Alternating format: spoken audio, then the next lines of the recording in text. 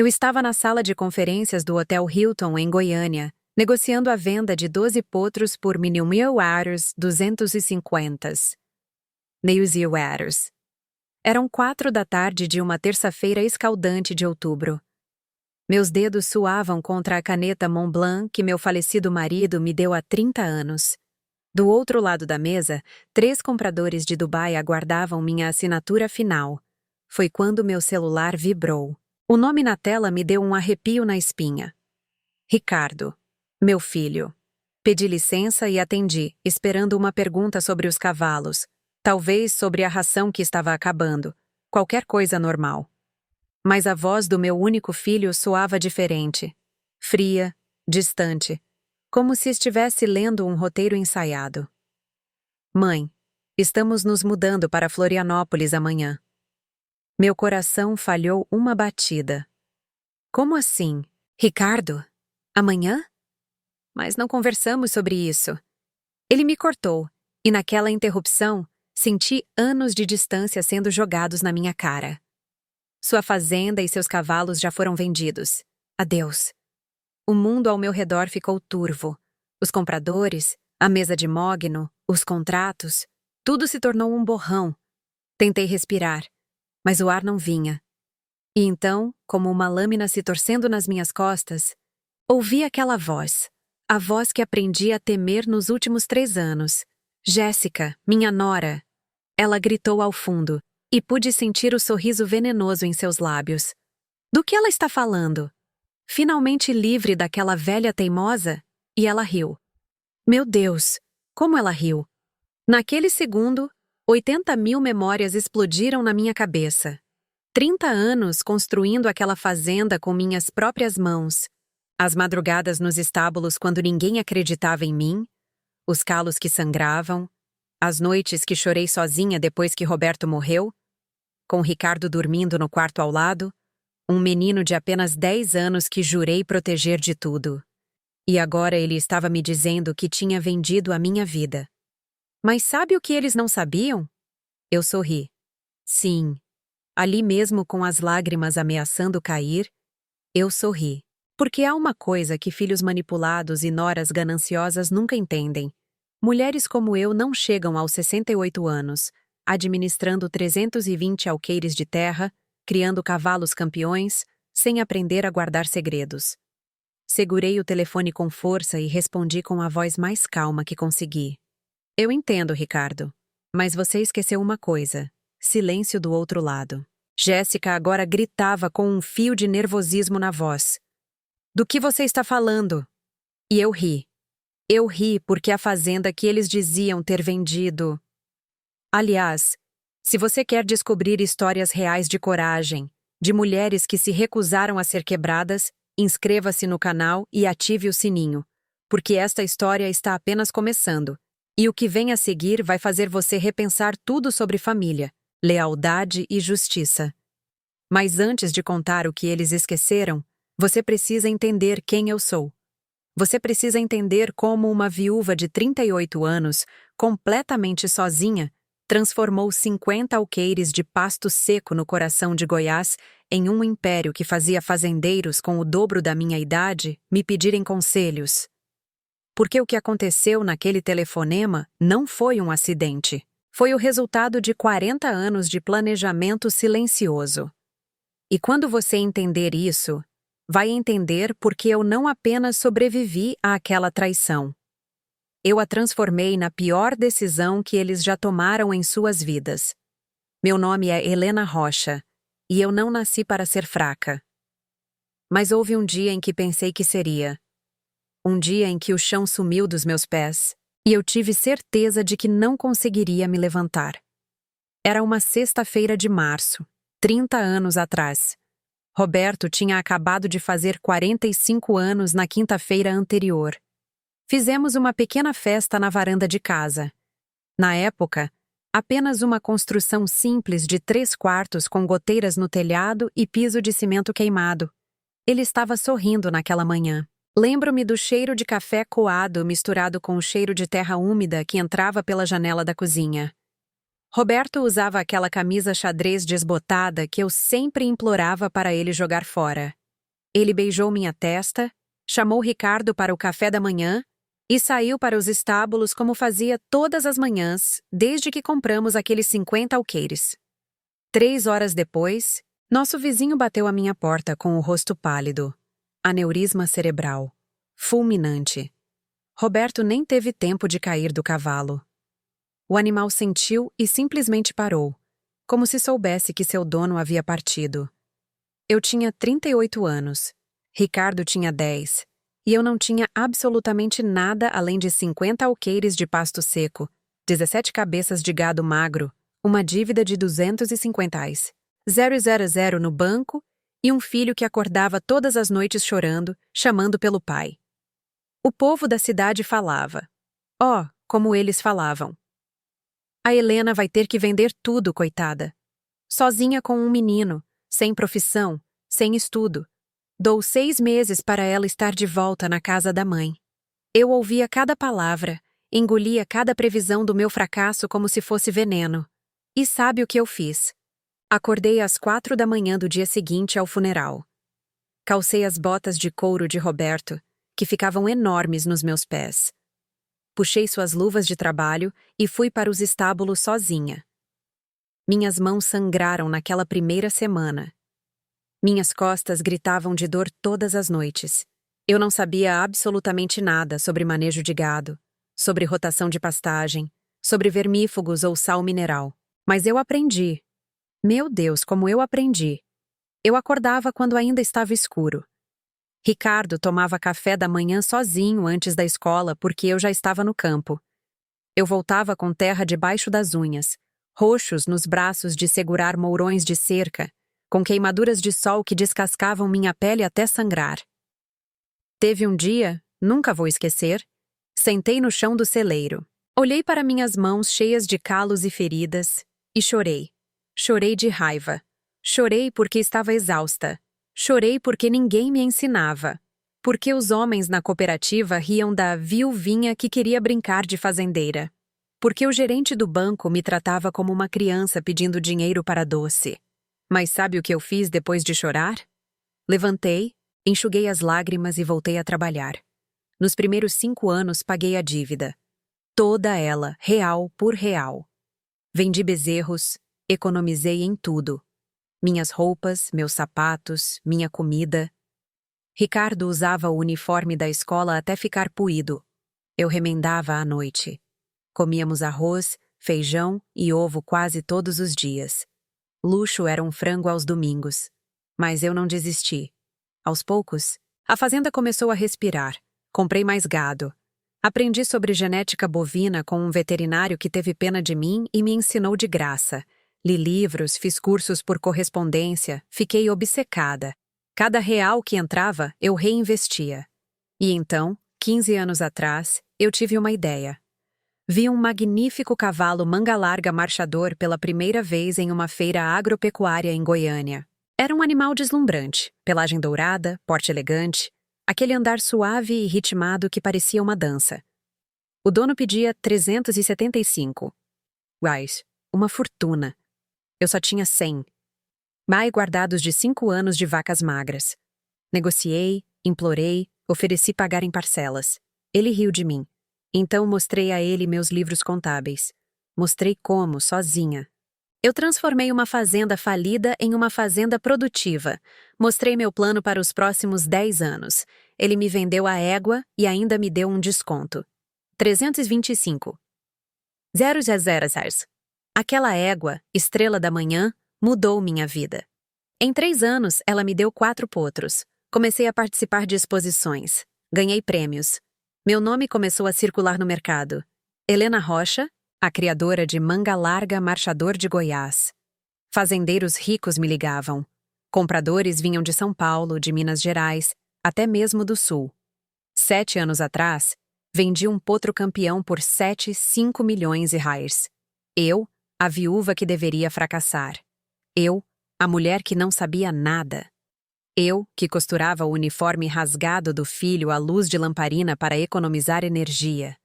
Comprei mais terras, reformei a casa, construí estábulos modernos, contratei funcionários. Minha fazenda passou de 50 para 320 alqueires. Eu me tornei uma referência. Homens que riram de mim vinham pedir meus conselhos. E Ricardo, meu filho, cresceu vendo tudo isso, vendo a mãe trabalhar como um animal para lhe dar estudo, comida, um futuro. Paguei sua faculdade de administração em São Paulo. Ele se formou, voltou para a fazenda. Pensei que finalmente teria um parceiro. Alguém para dividir o peso de 3 décadas de luta. Eu estava tão orgulhosa dele. Até o dia em que ele conheceu Jéssica. E tudo o que eu construí com sangue, suor e lágrimas começou a desmoronar. Ricardo tinha 32 anos quando me ligou, animado, dizendo que conhecera alguém especial. Meu coração se encheu de alegria. Meu filho merecia ser feliz. Ele passara anos focado na fazenda, nos negócios, ajudando a expandir o que eu havia construído. Lances rápidos, nada sério. Eu quase desistira da esperança de vê-lo formar uma família. Mãe, ela é incrível. Você vai adorá-la. Vou trazê-la para jantar no sábado. Passei a semana inteira preparando aquela noite. Mandei limpar a casa toda. Comprei flores frescas, girassóis amarelos que coloquei em vasos de vidro na sala. Preparei uma picanha assada, batatas gratinadas e um vinagrete fresco. Até peguei as taças de cristal que ganhei no meu casamento e nunca usei. Queria que ela se sentisse bem-vinda. Sábado chegou, 19 horas. Ouvi o barulho da caminhonete de Ricardo no cascalho. Meu coração batia forte. Aquela ansiedade boa de mãe de conhecer uma possível nora.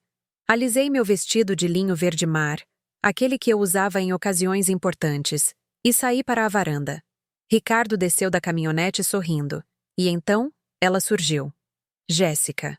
A primeira coisa que notei foi a idade dela. Era claramente mais velha que meu filho. Descobri depois que era 8 anos mais velha, 40 na época. Cabelo loiro, oxigenado preso em um coque apertado, unhas postiças vermelhas e compridas demais. Uma bolsa de grife que reconheci de uma revista. 15.000 hairs. Ela usava um terninho de linho bege e saltos finíssimos. Salto agulha numa fazenda. Sorri e abri os braços. Ela me cumprimentou com 2 beijinhos no ar, do tipo que não te toca de verdade. Suas mãos eram frias, e quando ela entrou na minha casa, seus olhos... Meu Deus, seus olhos percorreram cada detalhe. Não era um olhar de curiosidade normal, era um inventário. Eu a vi parar na prateleira dos troféus dos meus cavalos. Eu a vi encarar o aparador de jacarandá antigo que pertencera à minha avó. Eu a vi fixar o olhar na pintura na parede, um óleo sobre tela que eu comprara 2 anos antes em uma galeria em Goiânia. Uma peça de 40 ioaias de um artista local famoso. Ela sorriu, mas não era um sorriso caloroso. Era calculista. Durante o jantar, Jéssica falou sem parar sobre si mesma, sempre sobre si mesma. Disse que era divorciada. Tinha 2 filhos adolescentes do primeiro casamento. Kevin, de 17, e Ashley, de 15, que sofrera muito com o ex-marido, que merecia um recomeço de vida com dignidade. Notei como ela tocava o braço de Ricardo a cada frase, como inclinava a cabeça quando ele falava, com aquele ar ensaiado de quem sabe exatamente o que está fazendo. E então, ela disparou o primeiro tiro. Dona Helena, deve ser tão exaustivo administrar tudo isso na sua idade. Cravei o garfo no meu prato. Ricardo riu, nervoso, tentando amenizar o golpe. Mamãe é uma leoa, Jé. Ela não se cansa. Mas Jéssica continuou, agora com um tom de falsa preocupação. Mas é muita responsabilidade para uma pessoa só, não é? A senhora já fez tanto, já provou tudo que tinha que provar. Não está na hora de descansar, aproveitar a vida? Aproveitar a vida! Como se eu estivesse desperdiçando meus dias. Engoli minha raiva e sorri. Eu amo o que faço, Jéssica. A fazenda não é um fardo, é minha vida. Ela deu aquele sorrisinho condescendente. Claro, claro. Mas ainda assim, na sua idade, é natural querer passar o bastão para a próxima geração, não é? A próxima geração. Significando Ricardo. Significando ela. Olhei para meu filho, esperando que ele dissesse algo, que me defendesse, que visse o absurdo daquela insinuação. Mas ele apenas comeu sua picanha, alheio, como se a mulher ao seu lado não tivesse acabado de me chamar de velha e incapaz. A noite continuou tensa. Jéssica elogiou a casa. Charmosa, com potencial para belas reformas. Elogiou os cavalos. Devem valer uma fortuna, né? Perguntou sobre a escritura da fazenda, sobre meu testamento, sobre planejamento sucessório. Quem pergunta isso em um primeiro jantar? Quando foram embora, Ricardo me abraçou na varanda. E aí, mãe, gostou dela? Segurei o rosto dele em minhas mãos, meu menino, meu único filho. E menti. Se você está feliz, eu estou feliz. Mas naquela noite, deitada na cama, vendo o ventilador de teto girar, eu soube. Eu soube com cada fibra do meu ser. Aquela mulher não amava meu filho. Ela amava o que eu construí e não iria parar até ter tudo. 6 meses depois, Ricardo ligou para dizer que ia se casar. Não pediu minha bênção, não pediu minha opinião, apenas informou. A cerimônia seria pequena, apenas para os íntimos, no cartório em Goiânia. Coloquei meu melhor terninho e fui. Vi Jéssica entrar de branco. Um vestido apertado demais para um segundo casamento. Vi seus 2 filhos, 2 adolescentes entediados mexendo nos celulares, e vi meu filho assinar aquele papel como se estivesse assinando o fim da nossa história. Porque foi exatamente o que ele fez. A partir daquele dia, Jéssica entrou oficialmente na minha vida. E ela tinha planos, planos que eu ainda não podia imaginar o quão cruéis poderiam ser. Os primeiros 6 meses após o casamento foram sutis. Tão sutis que quase duvidei dos meus próprios instintos. Jéssica se mudou para a casa principal da fazenda com Ricardo. Aquela que eu construí tijolo por tijolo, suor por suor. Trouxe seus 2 filhos, Kevin e Ashley, que tomaram os quartos de hóspedes como se fossem donos. A menina reclamava da internet lenta. O menino reclamava do tédio da vida no campo. Nenhum dos 2 me cumprimentava direito. Mas Jéssica? Ah, Jéssica era pura doçura na minha frente. Dona Helena, a senhora não precisa mais se preocupar com nada. Temos gente jovem aqui para cuidar de tudo agora. Dona Helena, a senhora deveria descansar. Eu limpo a cozinha. Dona Helena, deixe que eu levo esses documentos para o Ricardo assinar. A senhora já trabalhou demais hoje. Cada Dona Helena soava como um lembrete. Você está velha. Você está ultrapassada. Você está no caminho. E Ricardo? Meu filho estava cego, completamente encantado. No primeiro ano, Jéssica começou com sugestões casuais durante o jantar. Amor, sua mãe trabalha tanto. Você não acha que está na hora de ela aproveitar a vida? Viajar? Descansar? Ricardo olhava para mim com aquela expressão de pena que partia meu coração. Mãe, a Jé tem razão. A senhora devia tirar umas férias. Quando foi a última vez que viajou? Eu apertava meu garfo com força. Viajar. Eu não tirava férias há 25 anos porque não queria, porque minha fazenda era minha vida. Meus cavalos eram minha alegria. Mas explicar isso para quem nunca construiu nada do zero é impossível. Estou bem, filho. Não preciso de férias. Jéssica suspirava, dando a Ricardo aquele sorrisinho compreensivo, como quem diz: Viu? Ela é apenas teimosa.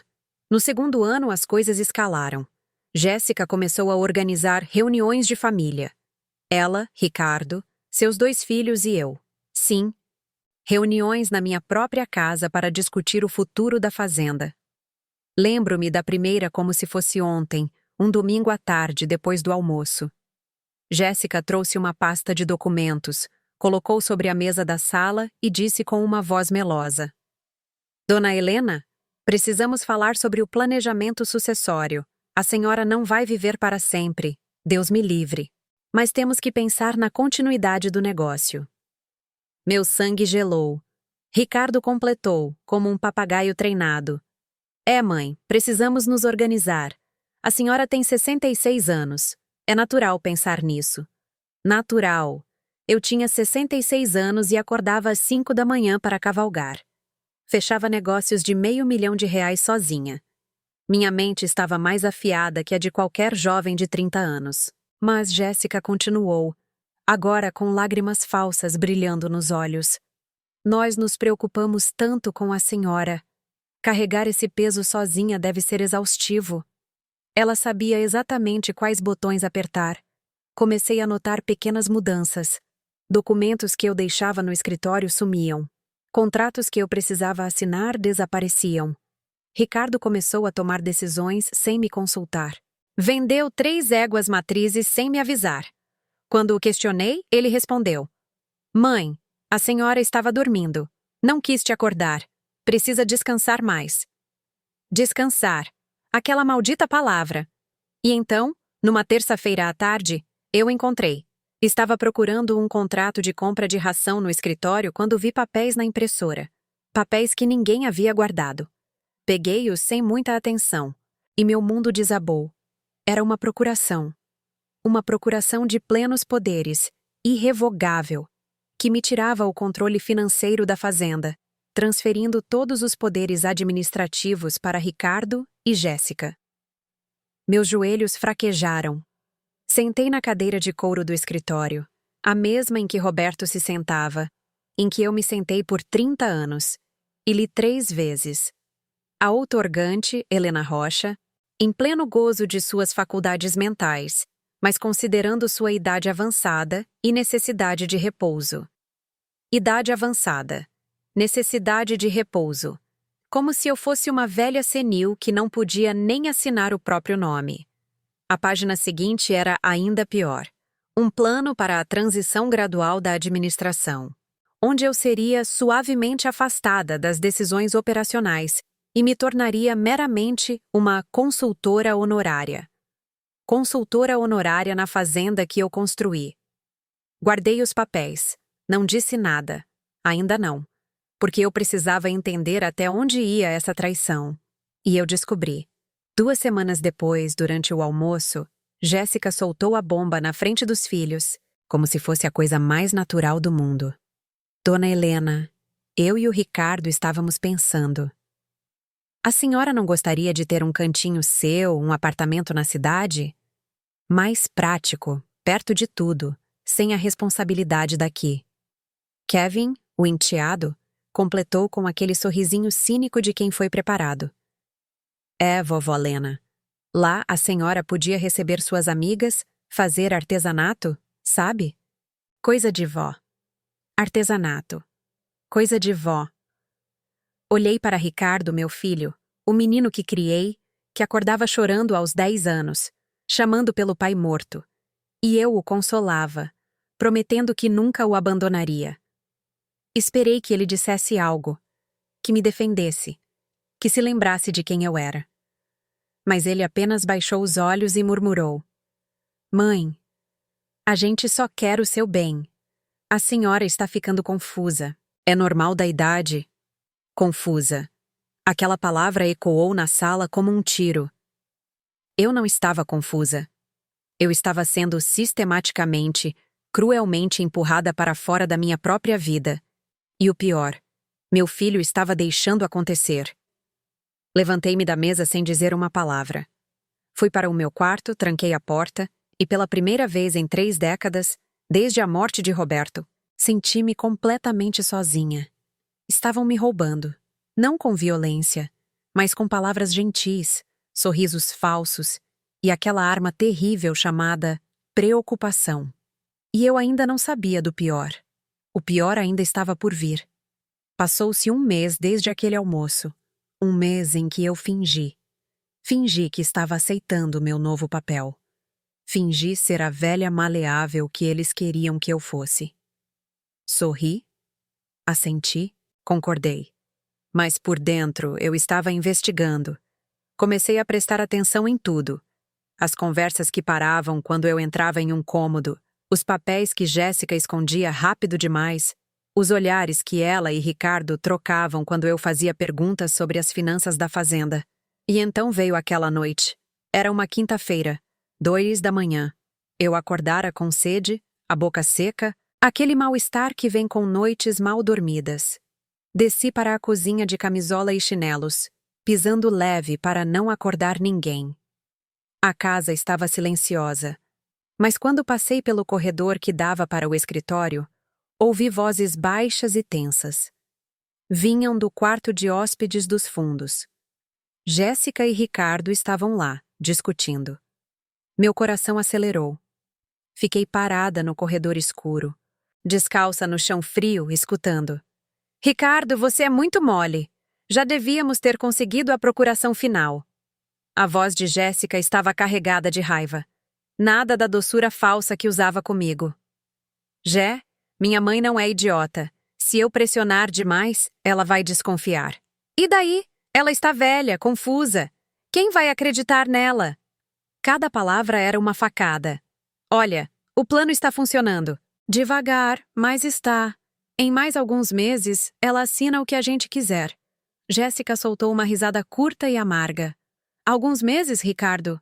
Eu não tenho alguns meses. Minhas dívidas estouraram. 425 mil diários em cartões de crédito que você nem sabe que existem. Eu preciso dessa fazenda vendida agora. Meu estômago se revirou. Você me prometeu que não tinha mais dívidas. E você me prometeu que sua mãe seria fácil de lidar. Mas a velha teimosa ainda se agarra a essa fazenda como se fosse dona para o resto da vida. Um silêncio pesado. Então Ricardo falou, e o que saiu de sua boca me destruiu. Assim que conseguirmos a procuração final, vendemos tudo e nos mudamos para Florianópolis como o planejado. Minha mãe pode ficar no apartamento pequeno que comprei na cidade. 70 metros quadrados, 2 quartos. Ela vai acabar aceitando. Não vai ter escolha. 70 metros quadrados. Ele já havia escolhido meu exílio. Minhas pernas tremeram. Segurei na parede para não cair. Jéssica continuou, a voz agora calculista. Já transferimos 750 mil exerhares para a conta da empresa em Florianópolis, mas precisamos de muito mais. Essa fazenda vale pelo menos 20 milhões. Com a venda dos cavalos, podemos chegar facilmente a 25. 25 milhões. Eles já tinham calculado o preço da minha vida. E meus filhos, Jé? O Kevin e a Ashley vão ganhar uma parte também. Ela riu. Uma risada que gelou minha alma. Claro, meu bem. Já prometi 500 daus, 1000 harários para cada um. Eles vão abrir os negócios que sempre quiseram. É justo, não é? Afinal, serão seus enteados oficiais. Parte da família. Parte da família.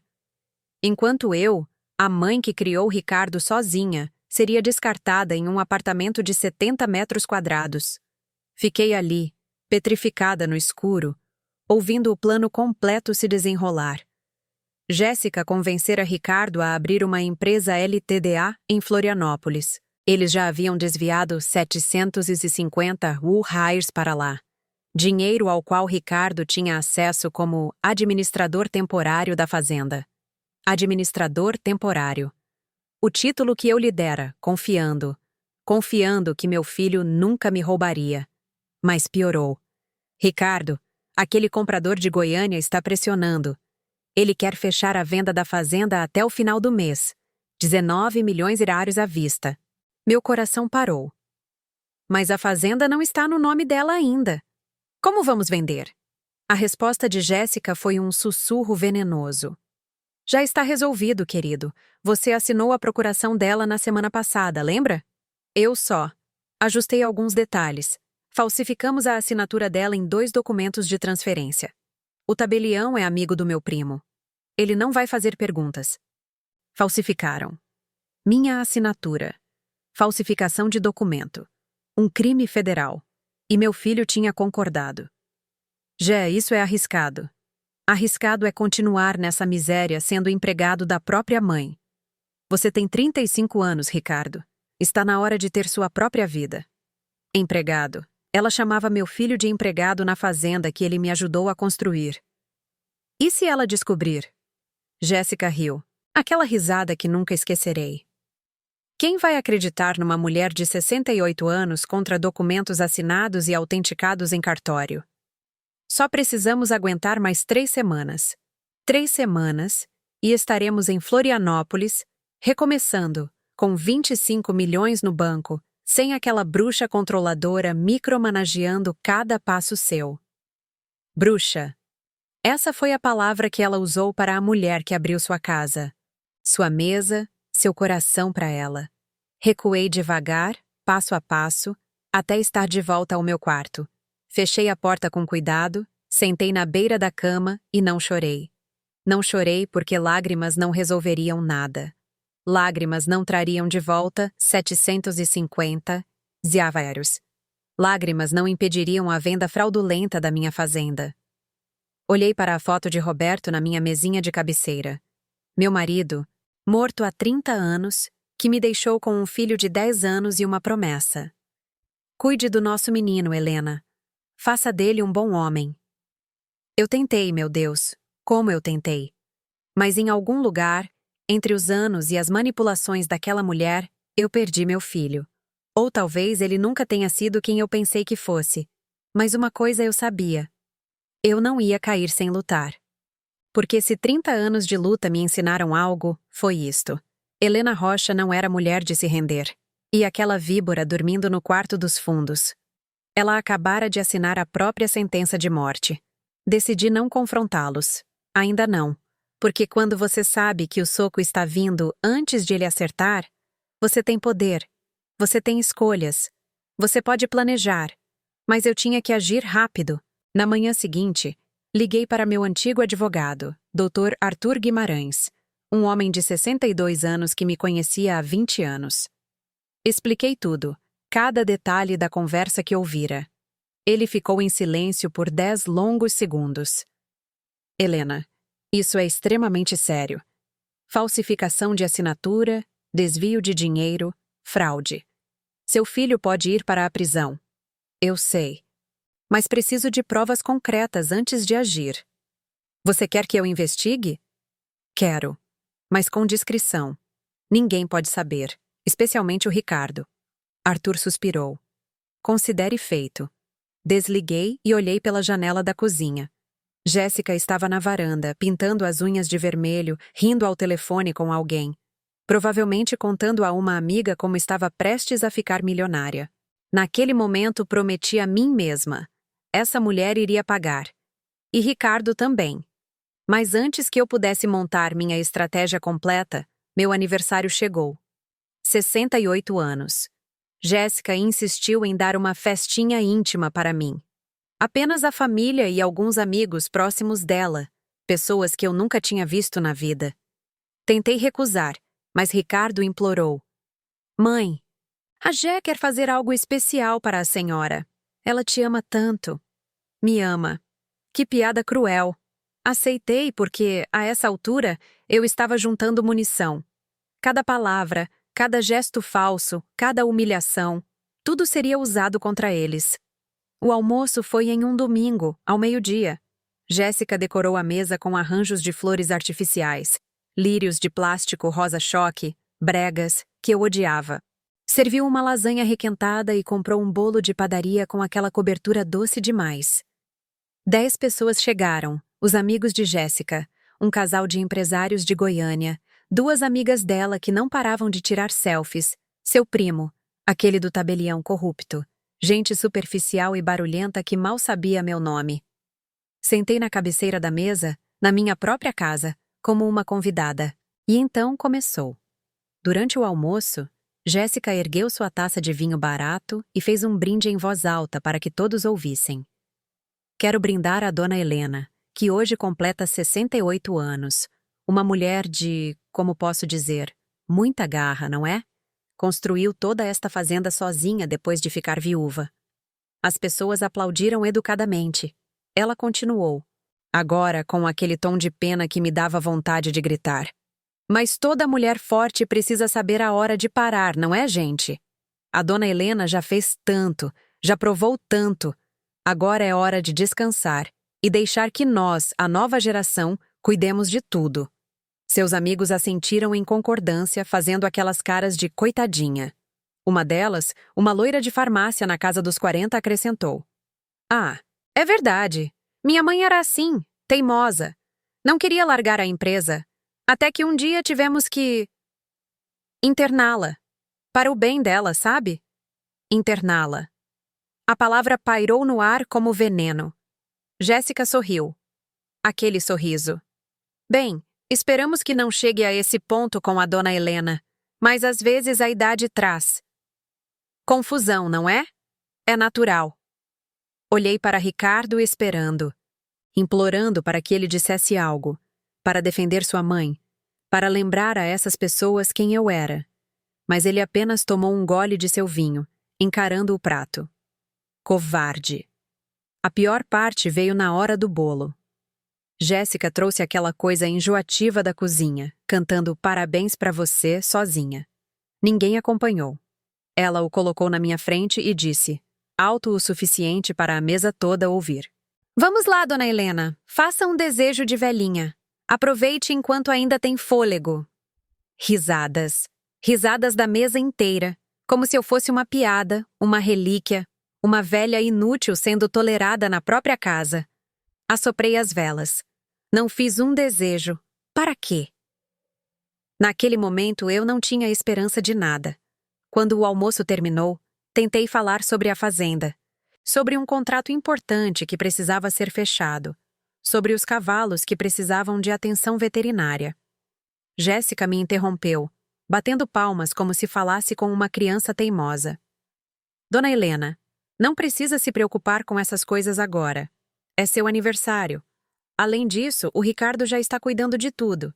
Ele é o administrador agora, lembra? E virou-se para as amigas, como se eu não estivesse ali. Vocês não têm ideia do trabalho que dá. A velhinha ainda acha que manda. Não aceita que o tempo dela já passou. A velhinha. Todos na mesa riram, menos eu. Levantei-me. Murmurei uma desculpa qualquer sobre estar cansada. Subi para o meu quarto. Ninguém veio atrás de mim. Ninguém perguntou se eu estava bem. Ninguém se importou. Sentei na beira da minha cama e olhei pela janela. Podia ver os estábulos ao longe, os cavalos pastando no campo, aquela terra que eu transformei de cinzas em ouro. E pela primeira vez em 30 anos, desde que Roberto morreu, pensei em desistir. Pensei, pra quê? Por que lutei tanto? Para ser descartada como lixo? Para ser chamada de velha, confusa, teimosa, um peso morto? As lágrimas vieram, quentes e raivosas. Chorei sozinha no meu quarto no meu aniversário, enquanto lá embaixo, as pessoas riam e comiam meu bolo sem mim. Senti-me invisível, descartável, pequena. Mas sabe o que acontece quando você chega ao fundo do poço? Você tem duas escolhas: afundar ou dar um impulso com toda a sua força. E eu não era mulher de afundar. Na manhã seguinte, acordei antes do sol nascer. Vesti minhas roupas de montaria, calcei minhas botas gastas e fui para o estábulo. Porque havia alguém lá que ainda me via como eu realmente era. Alguém que me lembraria de quem eu sempre fui. O céu ainda tinha aquele tom cinzento que precede o amanhecer quando cheguei ao estábulo principal. 5h30 da manhã. O ar fresco de junho cortava minha pele, mas eu precisava estar ali. Precisava respirar o cheiro de feno e couro. Precisava sentir que ainda era dona de alguma coisa. Os cavalos relincharam suavemente quando me viram. Eles me conheciam, me reconheciam. Caminhei lentamente entre as baias até parar na última, a mais espaçosa, com uma placa de latão gravada. Tempestade de Prata. Minha égua matriz premiada, 15 anos, campeã nacional em 2018, mãe de 8 potros premiados. Sua pelagem tordilha brilhando como metal líquido na luz fraca. Só ela valia 500 reais. 1000 reais. Mas para mim, não tinha preço. Abri a porta da baia, esperando que ela viesse até mim como sempre fazia, encostando o focinho quente na minha mão, pedindo um afago. Mas ela não veio. Estava encostada no canto dos fundos, imóvel. Tempestade? Entrei devagar, e foi quando eu vi. A égua tinha uma ferida aberta na cernelha, aquela área entre o pescoço e as costas, com sangue seco emaranhado na pelagem. A água em seu coxo estava suja, esverdeada. O feno estava mofado, fedendo. Meu coração martelou no peito. Aproximei-me dela.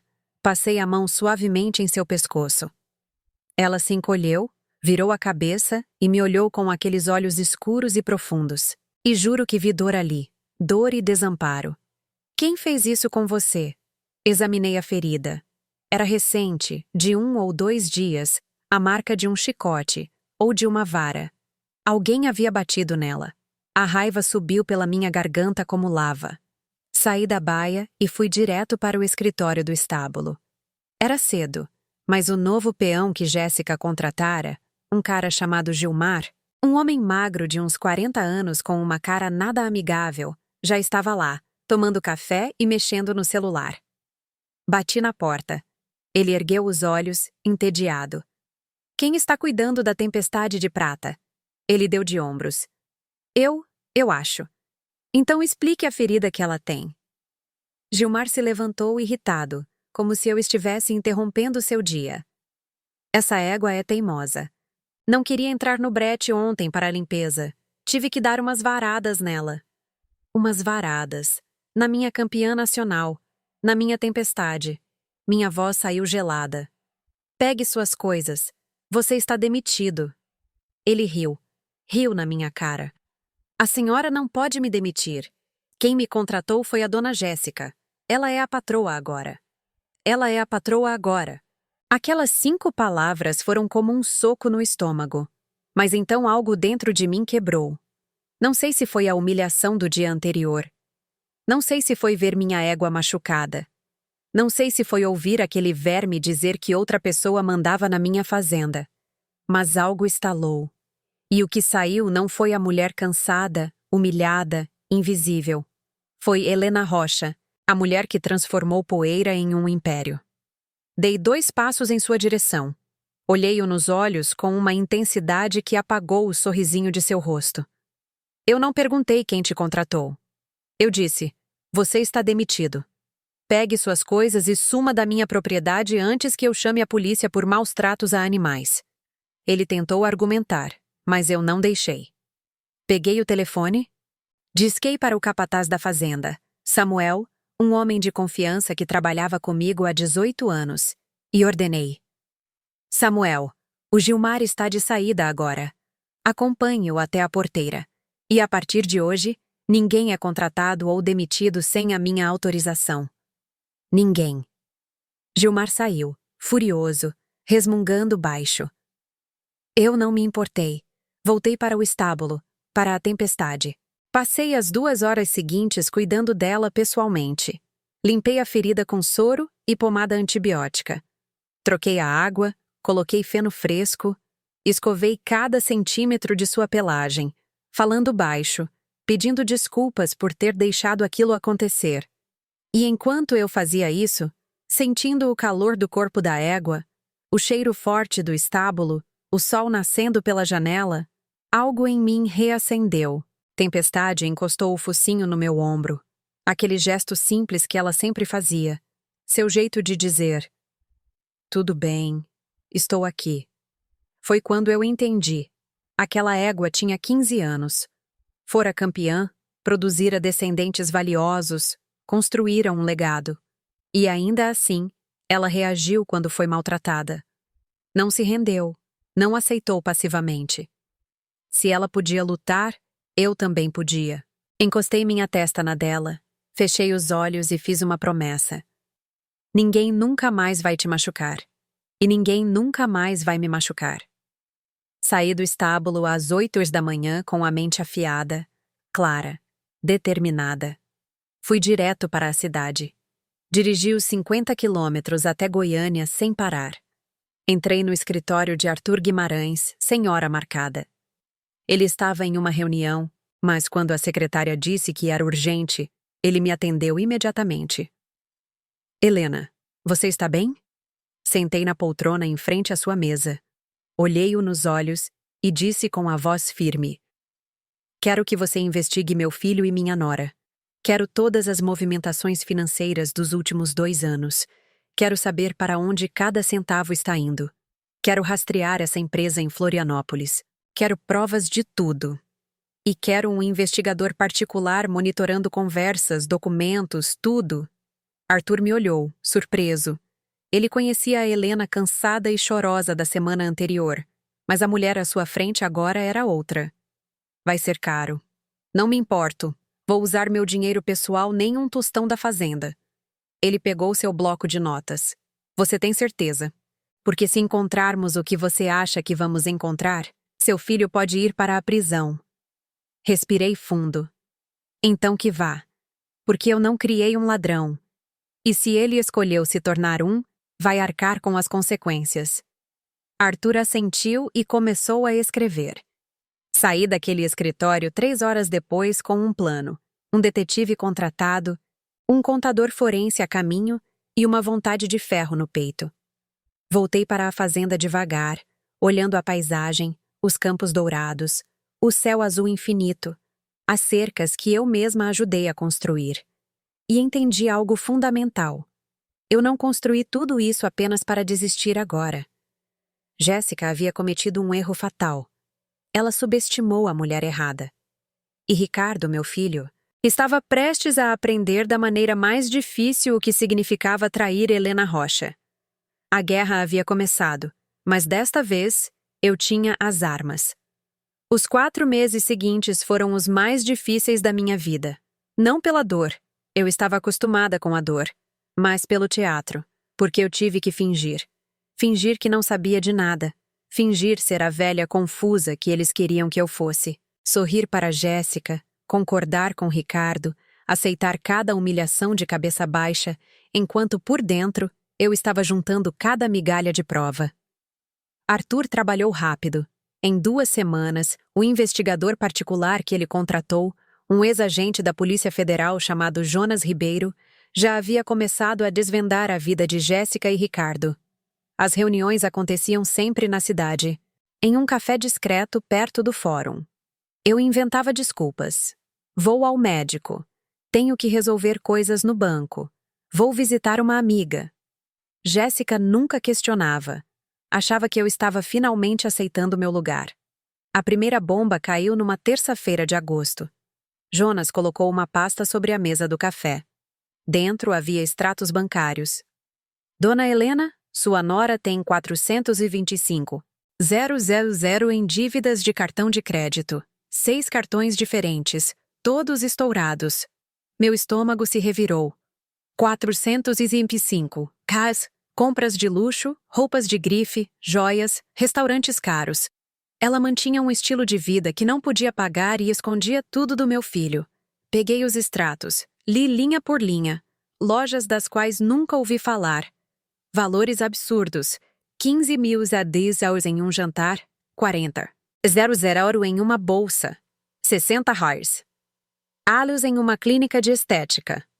Enquanto eu usava o mesmo par de botas há 8 anos. Tem mais? Jonas continuou, passando outros documentos. Ela prometeu aos filhos do primeiro casamento, Kevin e Ashley, que receberiam uma herança da avó para abrir negócios. Ele me mostrou mensagens de WhatsApp que conseguira interceptar. Meu sangue gelou ao ler. Jéssica para Kevin. Calma, meu bem. Em 3 meses, quando a velha assinar tudo, você terá seu dinheiro para a loja de games. 500 $. $1.000, como prometi. Jéssica para Ashley. Querida, seu salão de beleza vai acontecer. A fazenda será vendida e você terá seus 500 euros, $1.000 também. Só precisa ter paciência com essa avó postiça teimosa. Estavam contando meu dinheiro, dividindo minha vida antes mesmo de eu morrer. Mas o pior ainda estava por vir. Jonas abriu seu notebook e me mostrou transferências bancárias da conta de Ricardo como administrador da fazenda. Nos últimos 18 meses, seu filho transferiu 750 $, para uma conta LTDA, que eles abriram em Florianópolis. Fazenda Sol Nascente, LTDA. 750 $. Dinheiro da venda de gado, de cavalos, de contratos que eu fechei, desviado para Santa Catarina. E tem mais. Eles já pré-venderam 30 bezerros. Receberam 450 waros de um frigorífico em Anápolis. E o dinheiro sumiu. Nunca entrou nos livros da fazenda. 450.000 reais, simplesmente evaporados. Fiz as contas na minha cabeça. Eles já haviam me roubado mais de 1.200.000 reais. E a fazenda? Perguntei com a voz trêmula.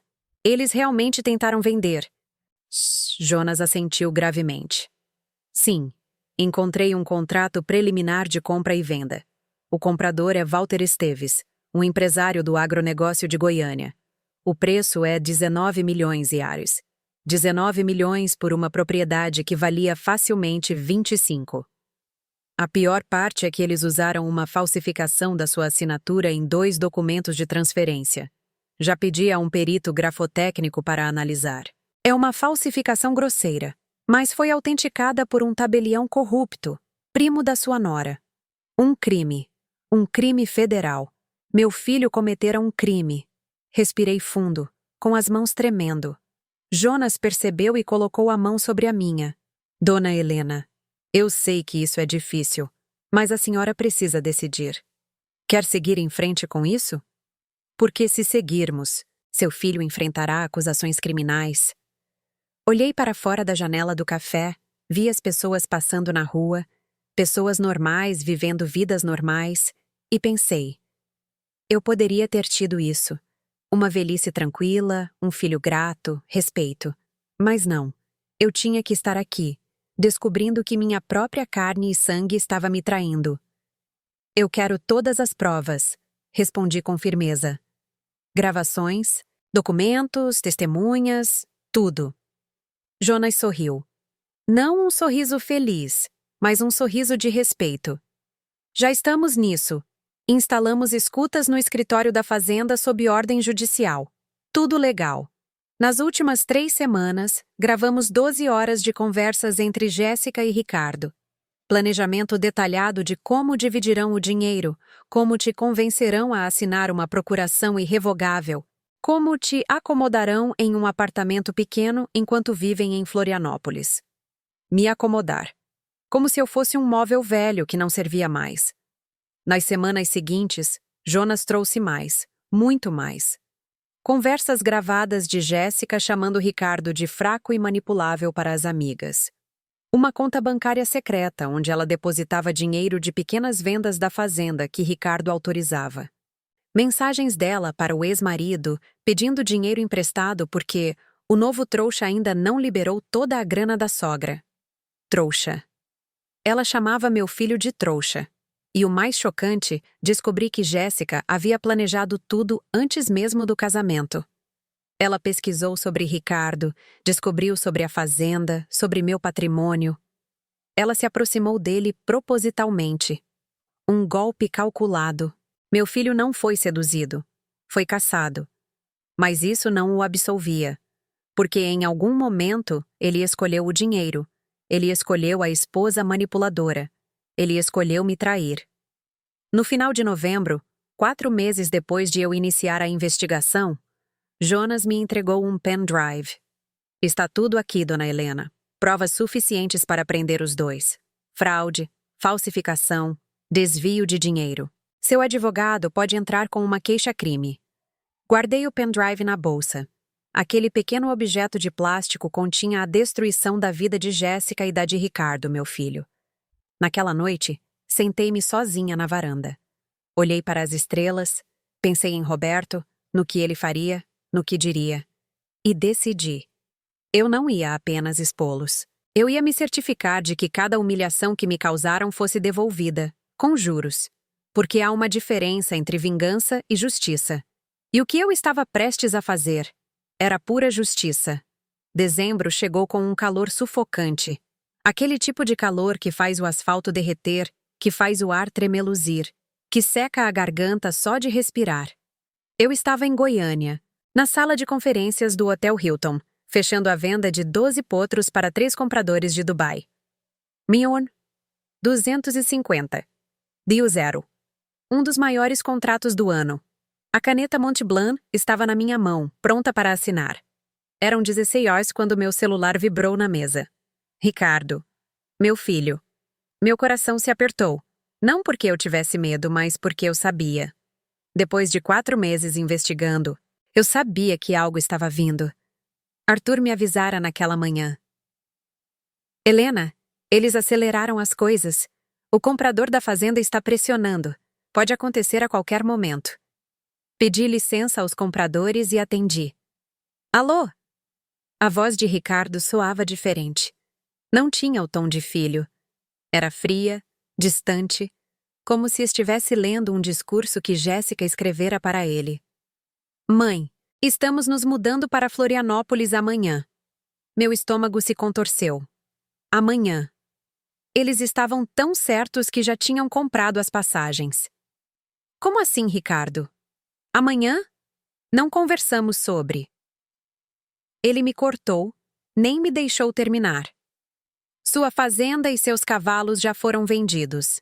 Adeus. Aquela palavra. Adeus. Não, até logo. Não nos falamos. Adeus. Como se estivesse me descartando, me apagando de sua vida. Os compradores na mesa ficaram turvos. Minha visão nadou. Tive que me segurar na beirada da cadeira para não balançar. E então veio aquela voz. A voz que aprendi a odiar mais que tudo no mundo. Jéssica gritou ao fundo, longe do telefone, mas ouvi cada palavra venenosa. Do que ela está falando?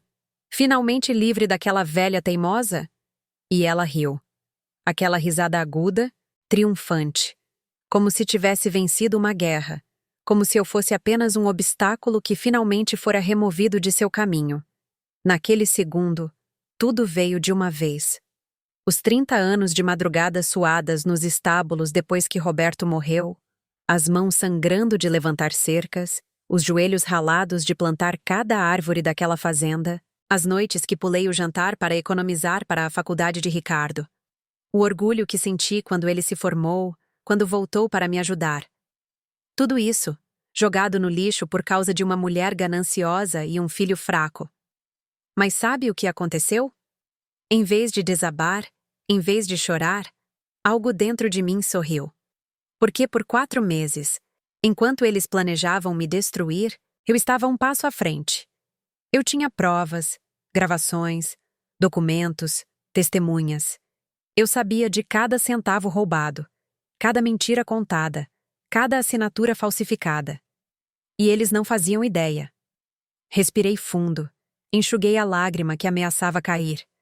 Olhei para os 3 compradores que me observavam com preocupação.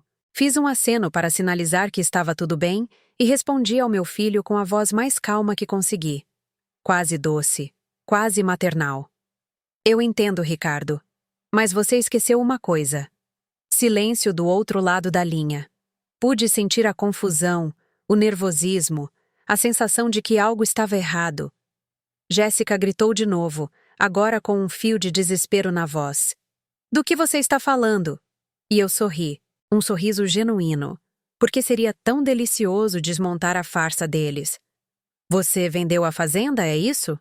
Ricardo gaguejou. Sim, por 19 milhões. O comprador já pagou um sinal de 2,5 milhões. Está tudo acertado. Um sinal de 2,5 milhões. Dinheiro que eles já haviam embolsado. Dinheiro que teriam que devolver. E os cavalos? Você os vendeu também? Todos eles. Menos a Tempestade. Por quê? Ela está velha. Ninguém a quis. Velha, como eu. E a papelada? Está toda em ordem? Silêncio. Um silêncio pesado. Está, mãe. Tudo assinado e autenticado. Mentira. Eu sabia que era mentira. Sabia que tinham falsificado minha assinatura. Sabia que o tabelião era corrupto. Eu sabia de tudo. Entendi. Uma longa pausa. Eles esperavam que eu surtasse, chorasse, implorasse. Mas eu apenas disse calmamente. Ricardo, há um problema com o que você acabou de me dizer. Ouvi Jéssica sussurrar algo ao fundo. Ouvi o pânico começando a rachar sua voz. Que problema, mãe? Olhei pela janela do hotel. O sol de dezembro escaldava o céu de Goiânia. As pessoas caminhavam na rua, alheias ao drama que se desenrolava naquela ligação. A fazenda que você vendeu? Não está no meu nome, filho. Silêncio absoluto. Como assim? Nunca esteve. E se você tivesse me perguntado antes de falsificar minha assinatura, eu teria te contado. Ouvi algo cair do outro lado. Talvez um copo. Talvez a esperança deles. Jéssica gritou, a voz esganiçada agora. É mentira. Ela está blefando. Mas Ricardo sabia pela minha voz, pela minha calma. Ele sabia que eu não estava blefando. Mãe, do que você está falando?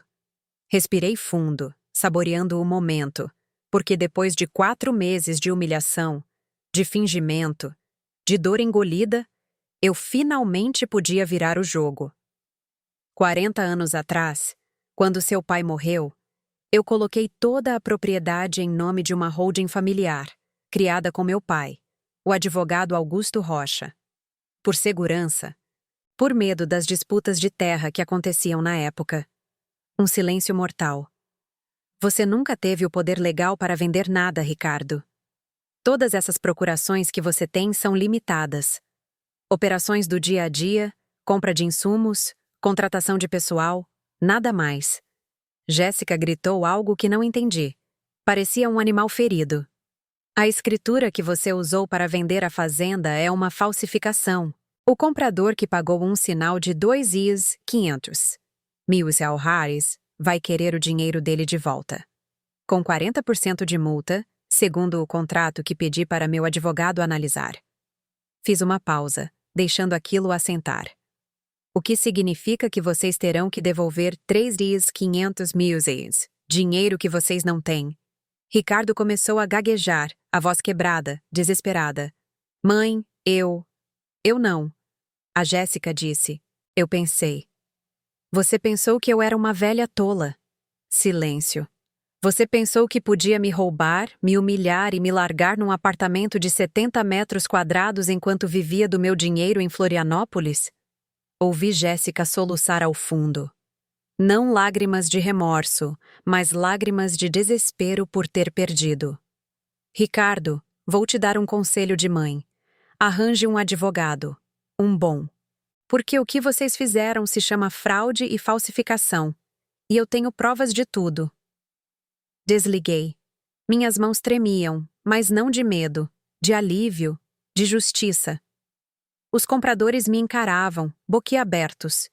Sorri para eles, peguei minha caneta e assinei o contrato.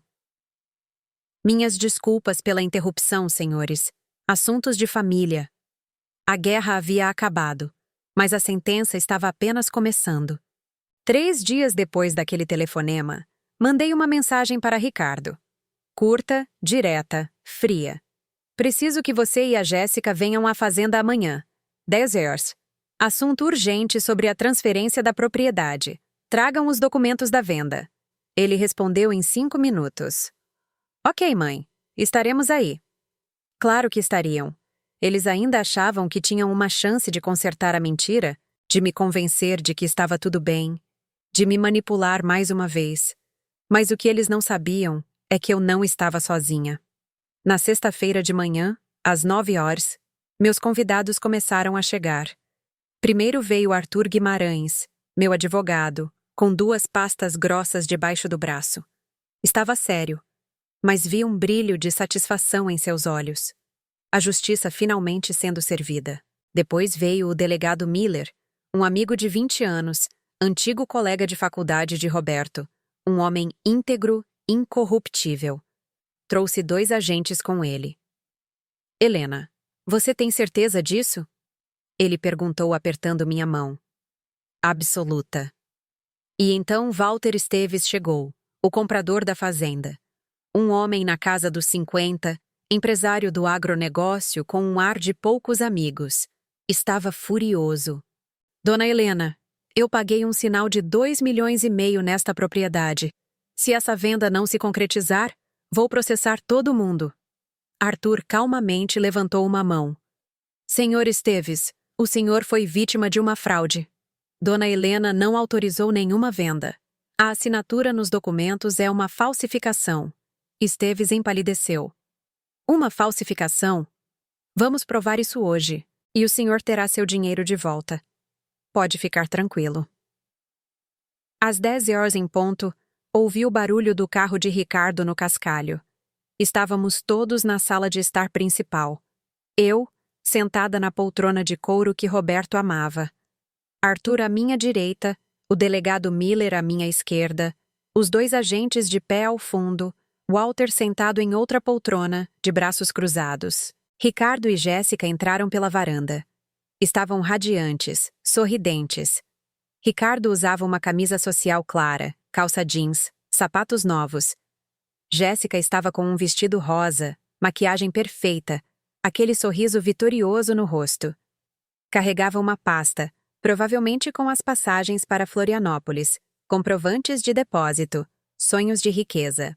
Mas quando abriram a porta da sala e viram todas aquelas pessoas, os sorrisos morreram. Jéssica congelou. Ricardo também. Seus olhos correram de pessoa em pessoa, tentando entender. Mãe! O que está acontecendo aqui? Havia medo na voz de Ricardo. Ele reconheceu o delegado, viu os agentes uniformizados. Jéssica tentou manter a pose, forçando uma risada nervosa. Dona Helena, que reunião é essa? Não íamos apenas assinar os documentos finais? Não respondi. Apenas apontei para as cadeiras vazias em frente à mesinha de centro. Sentem-se. Não era um convite, era uma ordem. Eles se sentaram. Jéssica tentou segurar a mão de Ricardo, mas ele tremia. Arthur abriu a primeira pasta, tirou um envelope grosso e o colocou sobre a mesa. Vamos começar pelo básico, disse ele, com voz de promotor. Ricardo Rocha e Jéssica Reis Rocha, vocês tentaram vender uma propriedade que não lhes pertence. Usaram uma assinatura falsificada em documentos públicos. Desviaram mais de R$ 1.200.000 em fundos da fazenda para contas pessoais. Jéssica pulou, agressiva. Isso é mentira. Nós temos procuração. O Ricardo é o administrador. Arthur nem piscou. Uma procuração limitada. Para operações do dia a dia. Nunca, em nenhum momento, houve autorização para a venda de ativos. Ele puxou outro documento, uma certidão. A Fazenda Riacho de Prata pertence à Rocha em Filhos Agropecuária Holding, LTDA, registrada em 1985, tendo Helena Rocha como acionista majoritária. Ricardo detém 10% das ações, herança de seu pai, mas não tem poder de decisão sobre a venda ou alienação de bens. Ricardo ficou branco como papel. Mas... Mãe, você nunca me disse. Você nunca perguntou. Respondi friamente. Se tivesse vindo a mim com respeito, como um filho, em vez de me tratar como uma velha no seu caminho, eu teria explicado tudo. Arthur continuou, implacável. Vocês receberam um sinal de R$ 2.500 do Sr. Walter Esteves aqui presente. Walter se inclinou para a frente, fuzilando os dois com o olhar. E eu quero meu dinheiro de volta, com a multa de 40% estipulada no contrato, o que dá 3 mais 500 upioginacieres. Jéssica começou a chorar. Não de tristeza, de pânico. Nós não temos esse dinheiro. Já gastamos. Compramos. Transferimos. Vocês roubaram, completei. 750. Césio zero desviados para Florianópolis, R$ 450.000 de uma venda irregular de gado, mais o sinal de 2,5 milhões. No total, vocês se apropriaram indevidamente de 3.700.000. Arthur puxou outro envelope. Este era o mais pesado. Aqui estão as gravações. 4 meses de conversas interceptadas legalmente, com ordem judicial, onde vocês dois planejam em detalhes como se livrar da Dona Helena. Ele colocou um pequeno gravador na mesa e apertou o play. A voz de Jéssica encheu a sala. Assim que conseguirmos a procuração final, vendemos tudo e nos mudamos para Florianópolis. Sua mãe pode ficar no apartamento pequeno na cidade. Ela vai acabar aceitando. Não vai ter escolha.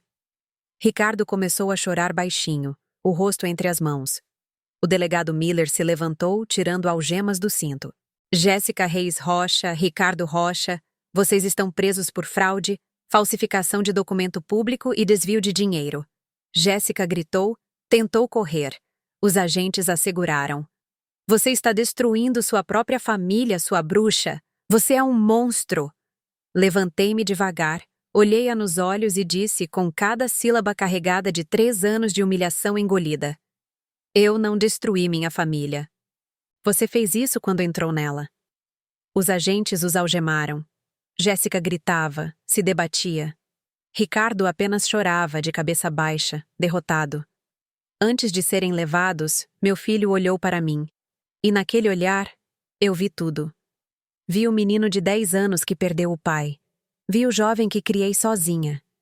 Vi o homem que ele poderia ter sido. E vi o criminoso que ele se tornara. Mãe. Me perdoa. Não respondi, apenas virei o rosto. Porque o perdão, meu filho, se conquista com a mudança. E você tinha um longo caminho pela frente. A delegacia de Goiânia estava fria naquela tarde. Um ar-condicionado velho roncava, e o ar cheirava a café velho e papel antigo. Sentei em uma cadeira de plástico duro, enquanto Arthur conversava com o delegado Miller sobre os próximos passos. Jéssica estava em uma sala de interrogatório, gritando com um advogado de última hora que conseguira arranjar. Ricardo estava em outra, em silêncio, encarando as mãos algemadas. 3 horas depois, um juiz decretou a prisão preventiva de ambos. Arthur veio até mim com os documentos. Helena, o promotor de justiça vai oferecer a denúncia na próxima semana. As provas são esmagadoras. Eles serão acusados de estelionato qualificado, falsificação de documento público e apropriação indébita. As penas, somadas. Jéssica pode pegar até 10 anos. Ricardo, por ser réu primário e ter cooperado parcialmente, talvez 6. 10 anos. 6 anos. Números que pareciam irreais. Se eles fizerem um acordo, Ricardo tem mais chances. Se confessar tudo, devolver o que puder, mostrar arrependimento genuíno, pode cumprir pena em regime semiaberto. Jéssica. É mais difícil. Ela foi a mentora. Ela tem uma condenação anterior por fraude em outro estado. Descobrimos ontem. Ela aplicou um golpe parecido no primeiro marido. Então era isso. Jéssica era uma golpista profissional, e Ricardo fora apenas mais um alvo. Um tolo, sim. Mas uma vítima. Isso não o absolvia, mas explicava as coisas. Nas semanas seguintes, o caso andou rápido. O delegado Miller foi eficiente, o juiz foi justo, as provas eram irrefutáveis. A primeira audiência foi em janeiro.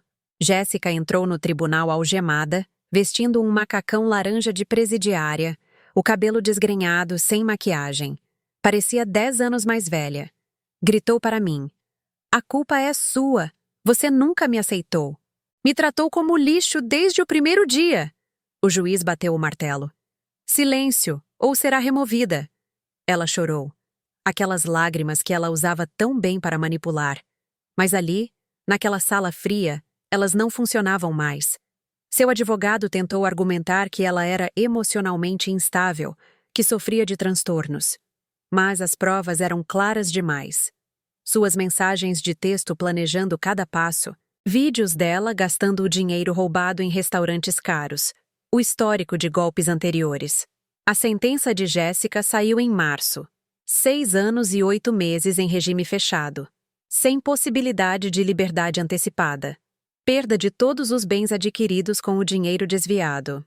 2 carros importados, joias, o depósito de 250 que ela dera para um restaurante em Florianópolis. Ela gritou ao ouvir, xingou o juiz, me xingou e foi arrastada para fora pelos oficiais de justiça. Ricardo foi diferente. Em sua audiência 2 semanas depois, ele entrou de cabeça baixa, magro, com olheiras profundas, a barba por fazer. Parecia um fantasma do filho que eu criara. Quando o juiz perguntou se ele tinha algo a dizer, ele pediu para falar. Levantou-se, olhou para mim. Eu estava sentada no fundo da sala, e sua voz quebrou. Eu não tenho desculpas. Eu fiz tudo de que sou acusado. Eu roubei da minha mãe. Traí a mulher que me criou sozinha, que trabalhou até sangrar para me dar um futuro. Eu perdi meu rumo. As lágrimas escorriam por seu rosto.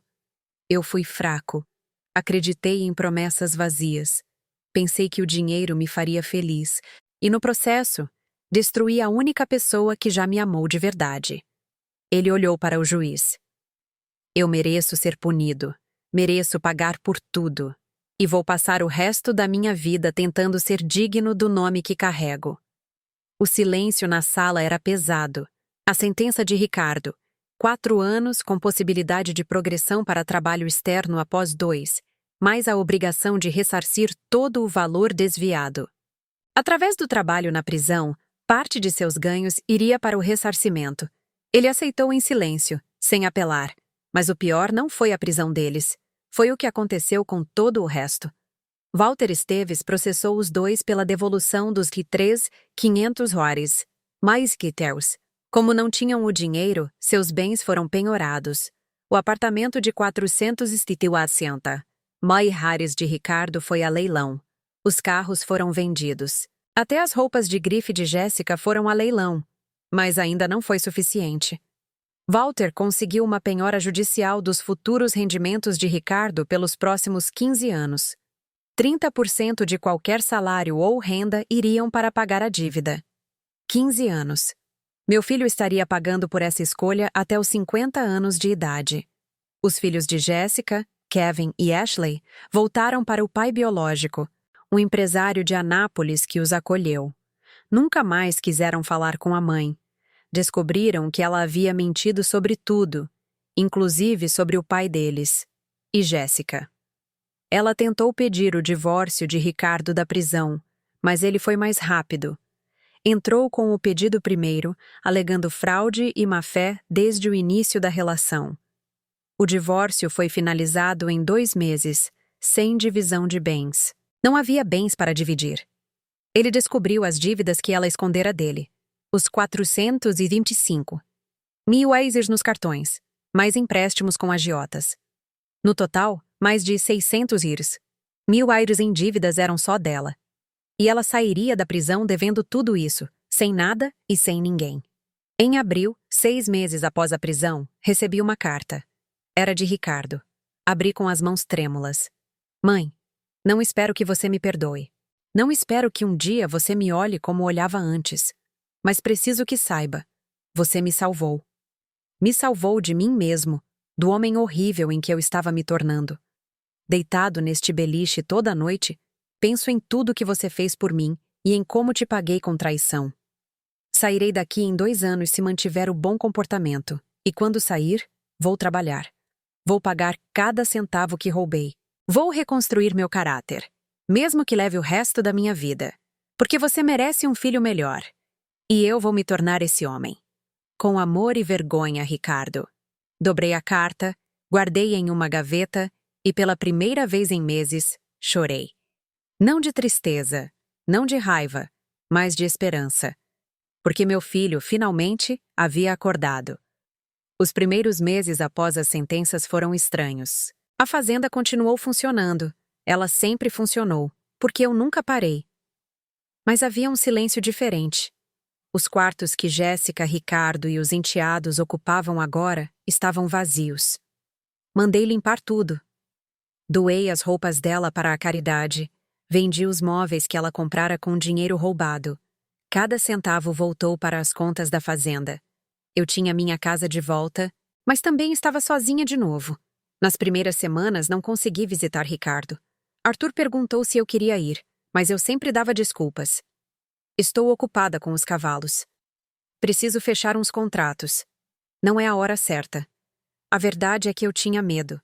Medo de olhar para meu filho através daquele vidro de visitação e ver o menino que criei. Medo de sentir pena. Medo de fraquejar. Mas em maio, 3 meses depois de ele ser encarcerado, criei coragem. Era uma terça-feira. Dirigi até o complexo penitenciário nos arredores de Aparecida de Goiânia. Um prédio cinza, grades, arame farpado. O lugar onde meu filho agora dormia. Passei pela segurança, deixei bolsa, celular, tudo. Entrei na sala de visitas, mesas de ferro, cadeiras desconfortáveis, cheiro de desinfetante barato. E então ele entrou. Meu Deus, como ele estava magro. Ricardo usava um uniforme bege, a cabeça raspada, o rosto barbeado. Tinha olheiras profundas, os ombros caídos. Mas quando me viu, algo brilhou em seus olhos. Não felicidade. Vergonha misturada com alívio. Sentou-se à minha frente. Não sabia onde colocar as mãos. Mãe. Fiquei em silêncio. Apenas o olhei. Obrigado por vir. Pensei que nunca mais te veria. Sua voz estava rouca, como se tivesse chorado muito. Como você está? Perguntei. Não por educação, mas porque, mesmo depois de tudo, ele ainda era meu filho. Sobrevivendo. Trabalho na cozinha. Acordo às 5, faço 400 refeições por dia. Ganho um salário mínimo. 30% vai para pagar a dívida com o Walter. O resto eu guardo. Ele olhou para as próprias mãos, calejadas. Pela primeira vez na vida estou pagando minhas contas com dinheiro que eu ganhei. E sabe o que é mais estranho? Me sinto limpo. Não respondi. Não estava pronta para consolá-lo ainda. Mãe, eu sei que destruí tudo. Sei que você nunca vai me perdoar, mas preciso que saiba. A Jéssica está me pedindo para testemunhar contra você, dizendo que você forjou as provas, que manipulou tudo. O advogado dela me procurou. Meu estômago se apertou. E o que você disse? Ele me olhou nos olhos, e pela primeira vez em anos, vi honestidade ali. Eu disse que não, que todas as provas são reais, que eu cometi os crimes de que sou acusado, e que se ela quiser tentar me usar de novo, pode esquecer. Respirei fundo. Por que você fez isso, Ricardo? Por que a escolheu em vez de mim? Ele baixou a cabeça e as lágrimas vieram. Porque me senti importante. Pela primeira vez, alguém me olhou como se eu fosse especial, não apenas o filho da Helena Rocha. Ela me fez sentir que eu era o chefe, o poderoso. E eu fui tolo demais para ver que ela só queria o seu dinheiro. Um silêncio pesado. Mas a culpa não é só dela, mãe. É minha. Eu escolhi acreditar nas mentiras porque era mais fácil do que encarar a verdade. Que eu nunca fui metade da pessoa que você é. E em vez de trabalhar para ser melhor, quis te derrubar. Aquelas palavras me cortaram, mas eram verdadeiras. Você tem razão, eu disse calma. Você foi fraco, covarde. Escolheu o caminho mais fácil. Ele assentiu chorando. Mas sabe de uma coisa? Você ainda é meu filho, e eu não desisto da minha família. Ele ergueu os olhos, surpreso. Não significa que eu esqueci. Não significa que está tudo bem. Mas significa que, se você realmente mudar, se provar isso com ações e não palavras, talvez um dia a gente possa reconstruir algo. Ricardo chorou abertamente, o rosto entre as mãos. Eu vou provar, mãe. Juro por Deus. Vou sair daqui. Vou trabalhar. Vou pagar cada centavo. Vou me tornar o homem que você merecia que eu fosse. Saí daquela visita com o coração pesado, mas menos quebrado. Os meses seguintes foram de pequenas reconstruções. Visitei Ricardo uma vez por mês, sempre conversas breves. Ele me contava sobre seu trabalho na cozinha, sobre os cursos que estava fazendo na prisão, administração, gestão de fazendas, até um curso de ética. Ele estava tentando. Em agosto, ele me ligou da prisão, animado. Mãe, fui aprovado para o trabalho externo. Vou poder trabalhar fora durante o dia e voltar para dormir. Consegui um emprego em uma cooperativa agrícola aqui perto. Um salário de $3.500 por mês. $3.500. Uma ninharia perto do que ele poderia ganhar na fazenda, mas era honesto. Estou orgulhosa de você, eu disse. E era verdade. Em novembro, um ano após sua prisão, Ricardo me ligou chorando. Mãe, a apelação da Jéssica foi negada. 6 anos e 8 meses mantidos. E ela? Ela me pediu para ajudá-la. Disse que ainda me ama, que fomos vítimas de você. Meu sangue gelou. E o que você disse? Eu disse a ela que o único amor que ela já teve foi pela sua fazenda. Não por mim. E que eu nunca mais quero ver a cara dela. Desliguei o telefone e sorri.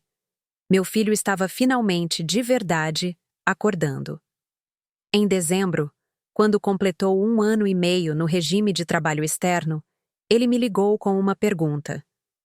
Mãe, quando eu sair de vez em 2 anos, você acha?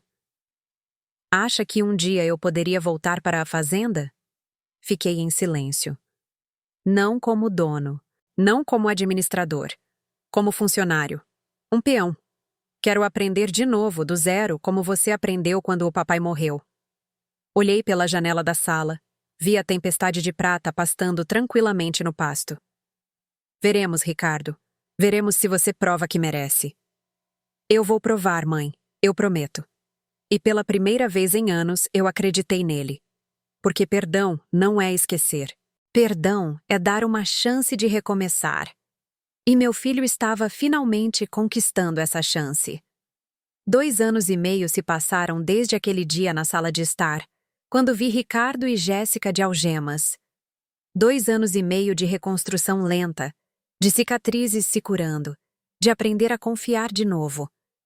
E nesse tempo, cada personagem desta história teve exatamente o que merecia. Jéssica cumpriu 3 anos e meio de sua pena de 6 anos e 8 meses antes de conseguir liberdade condicional por bom comportamento. Segundo seu advogado, ela se tornara uma detenta modelo. Trabalhava na lavanderia, fazia cursos, mas eu sabia a verdade. Pessoas como Jéssica não mudam, apenas aprendem a disfarçar melhor. Quando saiu, em julho de 2028, tentou reconstruir a vida, mas descobriu que uma reputação não se recupera tão fácil. As dívidas que deixou, os de 600 e os 1.000 reais entre cartões, agiotas e processos, a assombraram. Seu nome estava sujo, seu CPF restrito. Não conseguiu emprego. Tentou abrir um salão de beleza em Anápolis usando o nome de outra pessoa, mas faliu em 4 meses. Seus filhos, Kevin e Ashley, cortaram o contato completamente. O pai deles, um empresário decente que ela caluniara por anos, os acolheu de volta e contou toda a verdade. Eles descobriram que a mãe sempre fora manipuladora, que o primeiro casamento terminara por golpes parecidos, que foram usados como peões em uma estratégia maior. Kevin me procurou por mensagem 1 ano após a prisão da mãe. Dona Helena, quero pedir desculpas. Minha mãe nos ensinou a vê-la como a inimiga. Hoje entendo que a senhora estava apenas se defendendo. Sinto muito. Respondi com gentileza. Não era culpa dele ter uma mãe golpista. Ashley nunca me contatou, mas soube que ela foi para a faculdade de Direito, trabalhando de dia e estudando à noite, talvez para garantir que nunca mais seria enganada. Jéssica tentou contatar Ricardo dezenas de vezes, cartas que ele não respondia, ligações que não atendia. Até que um dia ela apareceu na cooperativa onde ele trabalhava. Ricardo me ligou naquela noite, a voz firme. Mãe, a Jéssica apareceu hoje.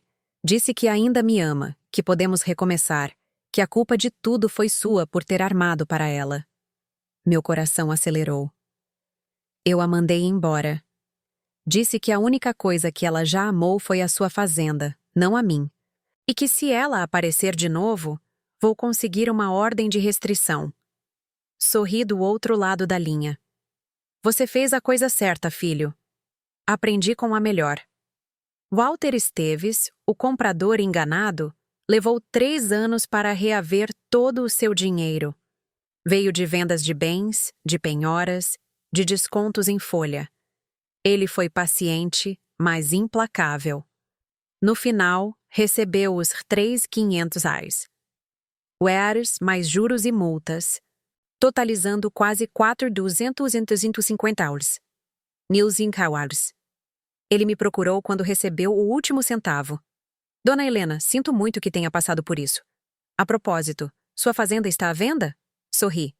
Não, senhor Esteves. Nunca esteve e nunca estará. Ele riu respeitosamente. Imaginei, mas tinha que tentar. Mulheres como a senhora são raras. Quanto a Ricardo, meu filho mudou de verdade. Ele saiu da prisão em definitivo em março de 2029. Após cumprir 4 anos entre o regime fechado e o semiaberto. Magro, barbudo, mas com outros olhos. Claros, honestos. Conseguiu um emprego fixo na Cooperativa Agropecuária de Goiânia, ganhando 4.200 reais por mês. Alugou um pequeno apartamento de um quarto. Comprou móveis de segunda mão. Cozinhava para si mesmo. Pagava as contas em dia. 30% do seu salário ainda iam para Walter. Levaria mais 8 anos para terminar de pagar. Mas ele não reclamava. Estou pagando por minhas escolhas, mãe. E tudo bem, é justo.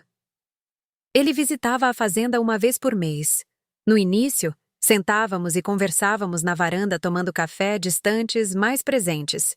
Nunca pedia dinheiro, nunca pedia favores. Só queria reconstruir nossa relação. E aos poucos, tijolo por tijolo, começamos a reconstruir. Em junho de 2029, ele perguntou se poderia passar um fim de semana na fazenda.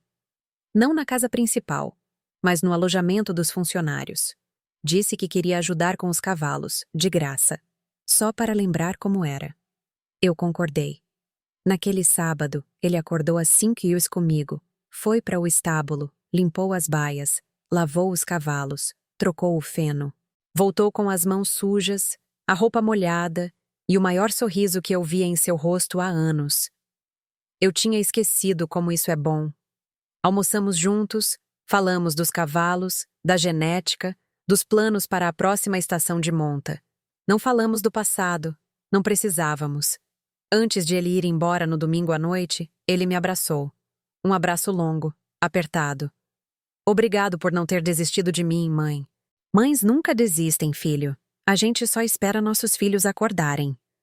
No final de 2029, Ricardo estava em um novo relacionamento com uma veterinária da cooperativa.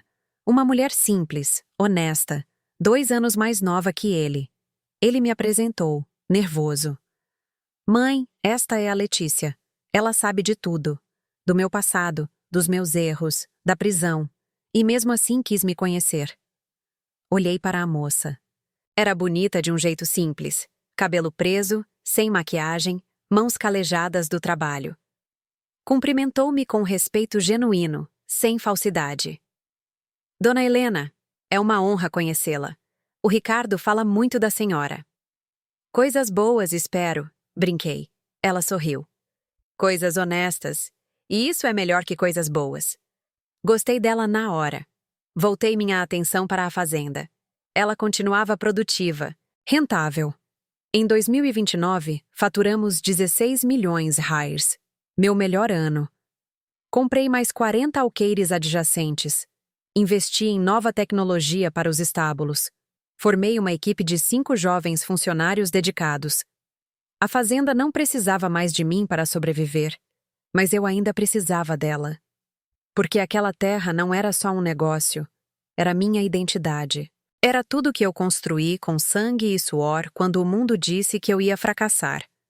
E olhando para trás, para esses 2 anos e meio, percebi algo. Eu não salvara apenas minha fazenda. Eu salvara meu filho. Eu salvara minha própria dignidade. E eu provara que mulheres como eu não desistem. Não importa a idade, não importa a dor, não importa a traição. Porque dignidade não é algo que te dão. É algo que você conquista todos os dias, ao se levantar, ao lutar, ao resistir e, quando necessário, ao revidar. Em janeiro de 2030, fiz 71 anos.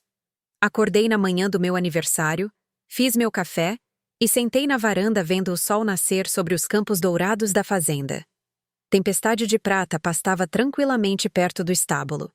Tinha 18 anos agora, aposentada da reprodução, vivendo seus últimos dias em paz. E tomei uma decisão.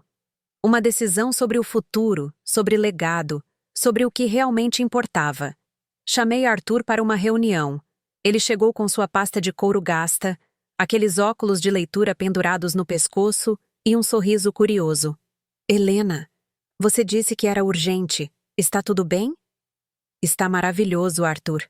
Mas preciso mudar algumas coisas no meu planejamento sucessório. Ele abriu a pasta, pegou uma caneta. Estou ouvindo. Respirei fundo e expliquei meu plano. 40% da fazenda, incluindo 130 alqueires de terra, o estábulo principal e 6 éguas matrizes. seriam doados para criar o Instituto Roberto Rocha para Mulheres no Empreendedorismo Rural, uma organização sem fins lucrativos dedicada a ensinar mulheres, viúvas, divorciadas ou em situação de vulnerabilidade, a trabalhar no agronegócio. Cursos gratuitos de manejo de gado, criação de cavalos, administração rural, gestão financeira. Tudo que eu tive que aprender sozinha, na dor, essas mulheres aprenderiam com apoio, estrutura e dignidade. Quero que seja algo que sobreviva a mim, expliquei. Algo que mostre a outras mulheres que não importa a idade, não importa se você está sozinha. Você pode reconstruir sua vida. Arthur sorriu, emocionado. Roberto ficaria tão orgulhoso. Eu sei. Os 60% restantes, a casa principal, o resto das terras, os cavalos campeões, todos os ativos financeiros, seriam colocados em um fundo fiduciário irrevogável. Ricardo só poderia acessar esse fundo aos 50 anos de idade, daqui a 8 anos, e apenas se cumprisse 3 condições inegociáveis. Primeiro, teria que provar uma mudança de caráter através de trabalho honesto contínuo por um mínimo de 8 anos, sem dívidas, sem processos, sem golpes. Segundo, teria que terminar de pagar todas as dívidas remanescentes com Walter Esteves. Terceiro, teria que trabalhar como voluntário no Instituto Roberto Rocha por pelo menos 2 anos, ensinando jovens sobre os erros que cometeu e as consequências das escolhas erradas. E se ele não cumprir essas condições? Perguntou Arthur. Então o fundo será dissolvido, e todos os ativos irão para o Instituto. Ricardo não receberá nada. Arthur anotou tudo. Depois, ergueu o olhar. Tem certeza? É uma decisão dura. Tenho certeza absoluta, porque se há uma coisa que aprendi em todos esses anos, é que herança não se dá, se conquista. Meu filho precisa provar que é digno do nome que carrega. Os documentos foram assinados em fevereiro, autenticados, irrevogáveis. Contei a Ricardo durante uma de suas visitas à fazenda, em um domingo tranquilo. Estávamos na varanda tomando limonada quando coloquei os papéis na mesa. Filho, preciso te mostrar uma coisa. Ele os leu, página por página. Quando terminou, tinha lágrimas nos olhos. Mãe, eu não esperava nada, depois de tudo que fiz. Eu sei. Mas não é sobre o que você espera. É sobre o que você merece. E até agora você está no caminho certo. Continue assim pelos próximos 8 anos, e este legado será seu. Ele segurou minha mão. Não vou te decepcionar de novo, eu juro. Eu sei. A criação do Instituto foi anunciada em março. Insisti em uma cerimônia pequena, apenas a imprensa local e algumas fazendeiras da região que eu respeitava. Falei ao microfone, nervosa. Nunca gostei dos holofotes, mas firme. Este instituto leva o nome do meu marido, Roberto Rocha, porque foi com ele que aprendi o significado de parceria. Mas ele carrega o meu trabalho. Mostrar às mulheres que não precisamos de permissão para reconstruir nossas vidas. Precisamos de coragem, conhecimento e apoio. 23 mulheres se inscreveram na primeira turma. Viúvas, divorciadas, mães solteiras. A mais nova tinha 28, a mais velha 62. Eu mesma dei as primeiras semanas de aula. Ensinei sobre cavalos, sobre terra, sobre contratos. Contei minha história sem floreios, sem vitimismo, apenas os fatos. Ao final da minha fala, uma senhora de 50 anos levantou a mão, chorando. Dona Helena, meu marido morreu há 3 anos. Me deixou com dívidas e uma fazenda abandonada. Pensei que ia perder tudo, mas ouvindo a senhora, e eu sinto que ainda tenho uma chance. Você tem, minha querida. Sempre tem. Só precisava que alguém te lembrasse. Os meses seguintes foram de uma satisfação profunda.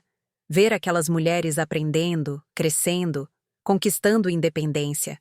Ver a fazenda funcionando perfeitamente, mesmo com parte dela dedicada ao Instituto. Ver Ricardo trabalhando honestamente, crescendo como homem. Em junho de 2030, Ricardo me ligou com uma notícia. Mãe, a Letícia está grávida. Meu coração parou. Você vai ser avó. Avó. Depois de tudo, da dor, da traição, da reconstrução, eu ia ser avó. Estou feliz, filho. Tão feliz. Mãe, eu quero que meu filho ou filha cresça conhecendo a avó, conhecendo a história de como você lutou, para que aprendam desde cedo. Dignidade não se negocia. Desliguei e chorei. Lágrimas boas, de realização. Hoje, sentada na varanda desta fazenda que construí com sangue e suor, olho para trás e vejo a jornada completa. Vi a pior traição que uma mãe pode sofrer, mas também vi a mais bela redenção que um filho pode alcançar. Aprendi que família não é só sangue, é respeito, lealdade e esforço mútuo. Aprendi que perdão não é fraqueza, é força.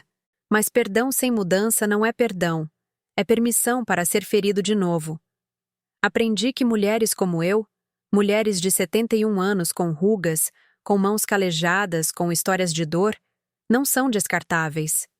Somos essenciais, porque carregamos uma sabedoria que só se ganha vivendo e lutando e resistindo.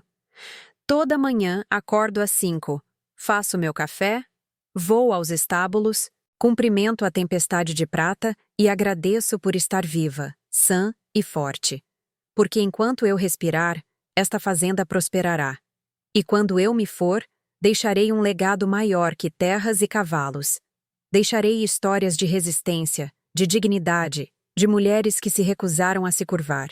E isso, meu filho finalmente entendeu, não tem preço. Dezembro de 2030. 71 anos, 7 meses e 14 dias da minha vida. Sentada na varanda da fazenda, uma xícara de café quente nas mãos, observo meu neto. Theo. 3 meses de vida, dormindo tranquilamente nos braços de Ricardo. Meu filho embala o bebê suavemente, cantarolando uma melodia que eu cantava para ele quando era criança. O círculo se fechando. Letícia está na cozinha, preparando o almoço. Insistiu em cozinhar, mesmo eu dizendo que não precisava. Dona Helena, depois de tudo que a senhora fez por nós, deixe que eu cuide da senhora hoje. Cuidar de mim. Que conceito estranho e reconfortante. Theo se mexe no sono. Ricardo ajeita o coeiro. O mesmo coeiro de algodão que usei nele há 38 anos, lavado e guardado por décadas. Ele olha para mim e sorri. Mãe, lembra quando você me disse que eu só te entenderia quando tivesse um filho? Eu assinto. Eu entendo agora. Olho para este menino e penso. Eu faria qualquer coisa por ele. E você fez tudo por mim. E eu te paguei com traição. A voz dele vacila. Ele ainda carrega a culpa. Sempre carregará. Cicatrizes não desaparecem. Apenas te ensinam a viver com a dor. Você está se redimindo, filho. A cada dia, a cada escolha honesta. Ele assente. Olha para o filho. Vou contar para ele quando for mais velho. Vou contar sobre o homem horrível que eu fui e sobre a avó incrível que me salvou de mim mesmo. Eu me levanto, vou até eles e acaricio o rosto de Theo. Pele macia, cheiro de bebê, puro futuro. E sussurro. Você nasceu em uma família que conhece a dor, mas também conhece a redenção. Nunca se esqueça disso. Nos últimos meses, tanta coisa mudou. O Instituto Roberto Rocha formou sua primeira turma. 23 mulheres que chegaram quebradas e saíram como empreendedoras rurais. 3 delas já administram suas próprias pequenas propriedades. 5 trabalham em cooperativas, ganhando salários dignos. Todas com autonomia financeira, todas com a dignidade restaurada. Uma delas, Maria, uma viúva de 57 anos e mãe de 4 filhos, me abraçou no dia da formatura, chorando. Dona Helena, a senhora me ensinou que não preciso de um homem para sobreviver. Preciso de conhecimento e coragem. Você sempre teve os dois, Maria. Só precisava que alguém te lembrasse. Ricardo completou 6 anos de trabalho honesto na cooperativa. Foi promovido a supervisor. Salário de $7.200 por mês. Economiza 40% todo mês. Planeja comprar um pequeno lote de terra em 2 anos para começar sua própria criação de gado. pequena, humilde. Dele. Terminou de pagar Walter Esteves em setembro. Uma dívida de 8 anos quitada. No dia do último pagamento, ele me ligou, chorando de alívio. Acabou, mãe. Estou livre. Finalmente livre. E começou a ser voluntário no instituto, todo sábado. Passa o dia ensinando jovens sobre administração rural. E no final, conta a sua história. A história do filho que tinha tudo e jogou fora. A história do homem que foi preso por roubar da própria mãe. A história da redenção, conquistada dia a dia. Os jovens ouvem em silêncio, alguns com lágrimas, porque a verdade dói, mas também ensina. Jéssica desapareceu. Ouvi dizer que está em alguma cidadezinha no oeste da Bahia, trabalhando em um restaurante de beira de estrada. Sozinha, sem dinheiro, sem filhos, sem nada. Não sinto pena, não sinto raiva, não sinto nada. Porque ela foi apenas uma tempestade passageira na minha vida, e tempestades passam. O que fica é a estrutura que você construiu para suportá-las. Hoje, olhando ao redor, vejo o que realmente importa. Vejo meu filho segurando seu filho com amor verdadeiro. Vejo minha fazenda, produtiva, próspera, com jovens funcionários dedicados. Vejo o instituto formando dezenas de mulheres a cada ano. Vejo a tempestade de prata pastando em paz, velha, mas digna. Vejo minha vida. Uma vida que poderia ter terminado em amargura, mas que eu escolhi reconstruir com propósito. Às vezes, quando estou sozinha, volto àquele momento, àquele telefonema. Mãe, estamos nos mudando para Florianópolis amanhã. Sua fazenda e seus cavalos já foram vendidos. Adeus. Lembro do meu coração se partindo, da sensação de ser descartável, de não importar. Mas também me lembro do que veio depois. A investigação silenciosa, a descoberta das provas, o momento em que virei o jogo. E entendo agora que aquele telefonema não foi minha destruição. Foi meu despertar. Porque existe uma força em mulheres como eu. Mulheres que foram subestimadas, descartadas, chamadas de velhas, teimosas, obstáculos, que é impossível de medir. É a força de quem construiu tudo do zero, de quem sobreviveu ao impossível, de quem se recusou a desistir quando o mundo inteiro dizia que ela deveria. Theo acorda e começa a chorar. Ricardo, ainda aprendendo, se atrapalha com ele, nervoso. Pego o bebê de seus braços, o coloco contra meu peito e o choro para instantaneamente. Como você faz isso? Ricardo pergunta admirado. 71 anos de prática, filho. 71 anos aprendendo que, às vezes, tudo que alguém precisa é sentir que não está sozinho. Olho para o rostinho de Theo. Ele me observa com aqueles olhos escuros de recém-nascido, tentando entender o mundo. E eu sussurro para ele, mas também para mim mesma. Você vai crescer ouvindo histórias sobre sua avó. Algumas verdadeiras, outras exageradas. Mas quero que saiba a verdade mais importante. Eu não sou especial. Sou apenas uma mulher que se recusou a ser quebrada. E você, meu amor, você vem de uma longa linhagem de resiliência. Nunca se esqueça disso. A vida não é feita de finais felizes perfeitos. É feita de cicatrizes que se tornam sabedoria, de perdas que se tornam força, de traições que se tornam limites e de recomeços que se tornam legados. Hoje, aos 71 anos, não tenho medo do futuro. Não tenho medo de envelhecer. Não tenho medo de ser esquecida. Porque enquanto houver uma mulher que leia minha história e pense, eu também posso, eu terei vivido certo. Enquanto houver um filho que aprenda com os próprios erros, eu terei ensinado certo. Enquanto houver uma fazenda que prospere pelo trabalho honesto, eu terei construído certo. Eu sou Helena Rocha.